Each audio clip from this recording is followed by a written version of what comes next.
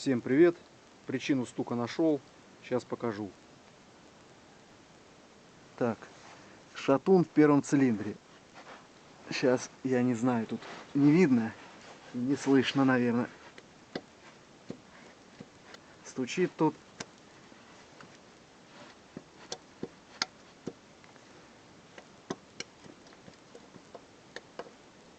Полностью разбило, видимо, вкладыш. Вот так.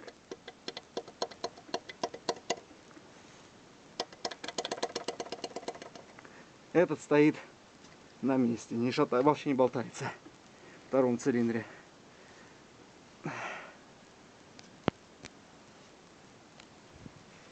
Так, снял я масляный насос.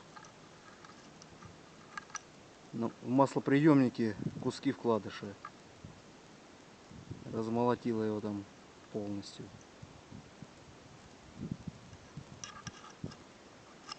Давление было слабое, забился маслоприемник, поэтому застучал шатун.